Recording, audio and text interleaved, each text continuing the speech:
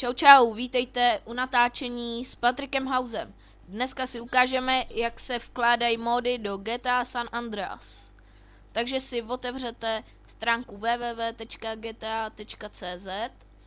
najděte si tam GTA San Andreas a jeďte dolů až na Dovland, programy a najděte si až na stránce 2, si tam stáhněte IMG Toll, to máme tady někde.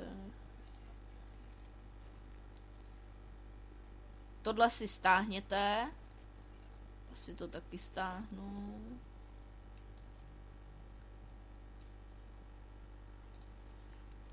A stáhněte si, kde to máme.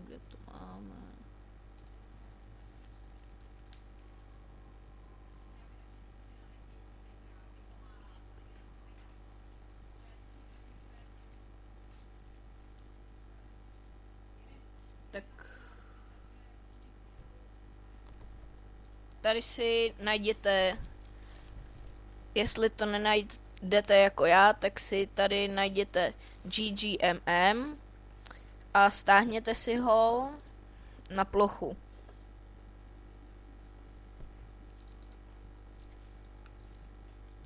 Takže si stáhněte GGMM v takové to podobizně s hamrem, s bílem.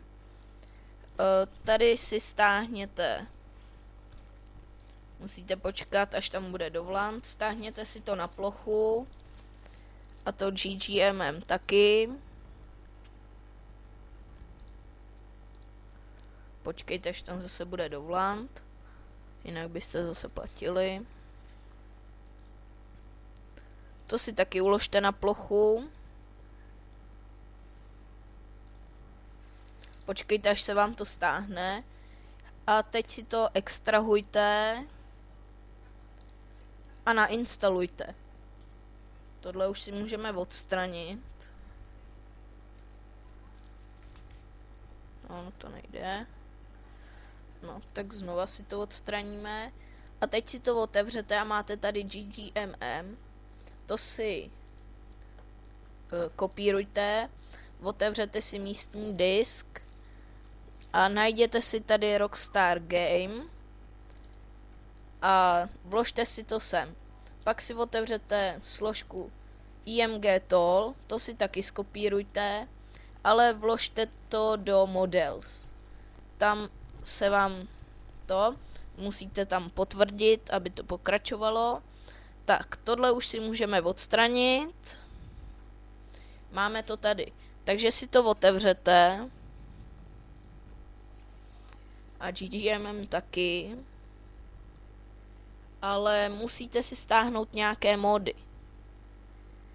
Takže tady si najdeme třeba modely aut. Dáme si tady třeba Aston Martin. A stáhneme si třeba dejte si tam podle počtu stažení. To máte jistotu, že to bude fungovat. Protože jestli to nebude fungovat, tak se vám to lagne a musíte to dělat celý zase od znova. Takže si zase počkáme. Zase to uložte na plochu. Už to nikam nebudeme vkládat. To už můžeme zavřít. Zase si to extrahujte. A otevřete. A máte to místo Cheetaha. Takže si dejte, tady si dejte Cheetah.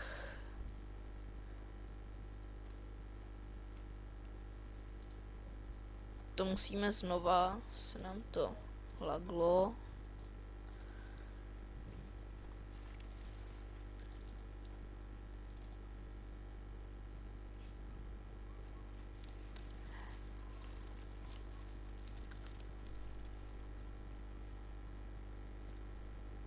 Takže vy už to máte otevřený.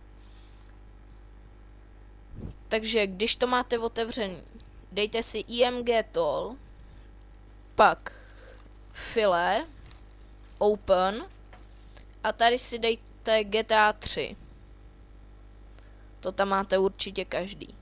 Pak si sem dejte edit, ale musíte se do této složky kouknout, jaký si tam chcete vložit auto.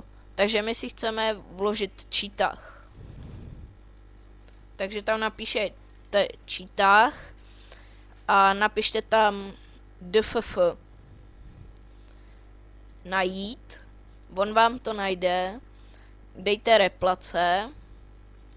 Tady si musíte najít, kam jste si to vložili. Já jsem si to uložil na plochu, takže to mám tady. A tady máte čítah dff, takže si to tam dáte.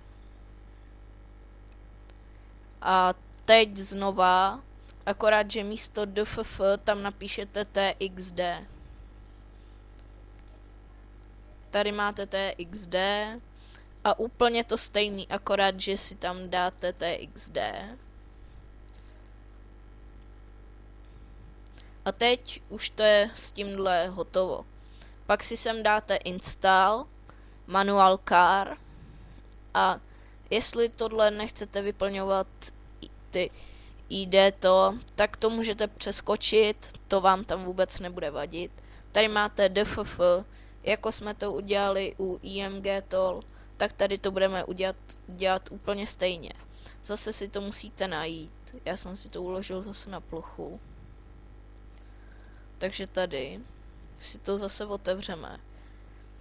Pak txd, dáme install, počkáme, až nám to napíše don't a můžeme to zavřít a máme to nainstalovaný.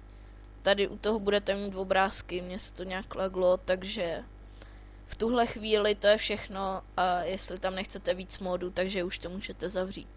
Takže tímhle bychom to uzavřeli. Vkládání modu je opravdu lehké. Naučíte se to během čtvrt hodinky. Tak díky a naschle.